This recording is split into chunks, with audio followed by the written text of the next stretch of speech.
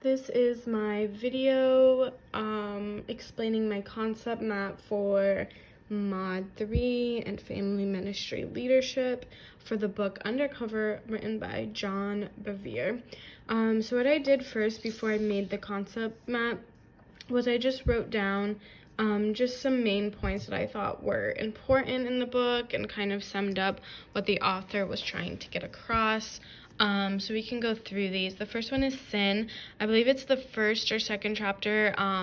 The author goes into sin defined and what is sin, and even some of the discussion questions talk about how if our view of sin or definition of sin has changed since reading that portion of the book. Disobedience is huge in this chapter. Basically, the whole book just talks about honoring and submitting to your leader, being obedient to the Lord, all of those things. Witchcraft. The reason I put witchcraft, when I was reading, it didn't really stick out to me, but when I did my small group just discussion, when we all video chatted, we talked about this a lot, and it was mostly about how witchcraft and rebellion are in the same realm and the same thing. So I put witchcraft and rebellion because those are important for me. 5, God's appointed covering, oversight. Number 6, obedience and submission. Like I said, obedience and disobedience are 2 huge topics in this book. Number 7, what if your oversight goes against what the Bible says? 8, honoring your leader. Double portion, double honor, all those things. And then lastly, fulfilled destiny, which is towards the end of the book, and how when you are obedient, your destiny is fulfilled. So I took these main points and kind of put them in this map, or a majority of them in this map. So I first started off Undercover, written by John Bevere, and the 4 main points are sin, disobedience, honor, and obedience. And if you see, I kind of put a line down the middle just because I feel like the book, it's not mapped out like this, but like in my head I've kind of formed like, this is sin, this is disobedience, this is what we shouldn't do, but often we do. I kind of lean on the side, and then honoring and being obedient is kind of how John Bevere wants us to live, and even what the Lord wants us to live, and what the Bible says how we should live. So this is it's kind of like a versus each other. Like, this is what we should do, this is what we should do, but then we often end up doing the lateral. So sin and disobedience. Let's start off on this side. So sin,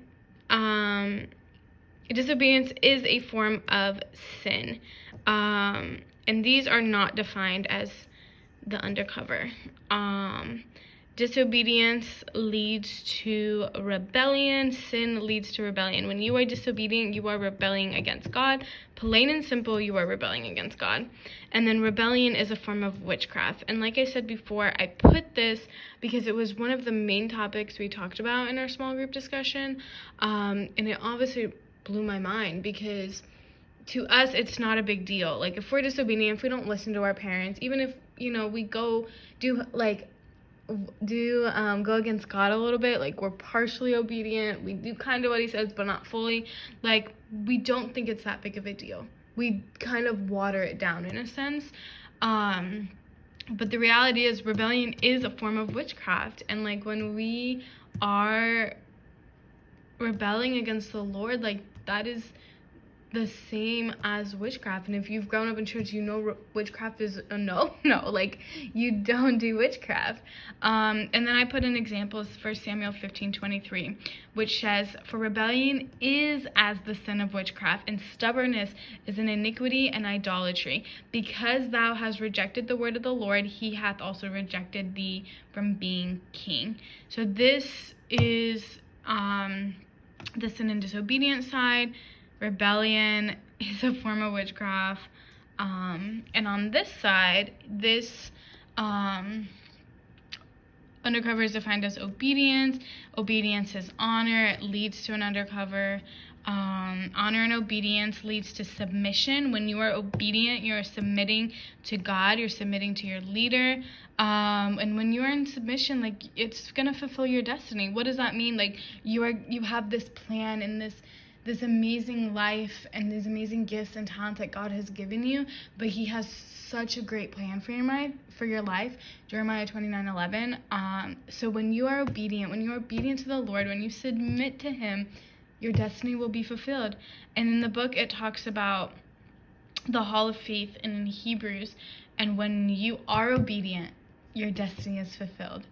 And if you look at David and Moses and Noah and Esther and all these incredible people in this hall of faith, they did what the Lord asked, and they obeyed him, and their destiny was fulfilled. So this is kind of just the breakdown of what I got from the book. There's a few other topics I didn't touch on in this, but this is my interpretation. I hope I did this concept map right. But yeah, this is my concept map. Here it is. Okay, have a great day. Bye.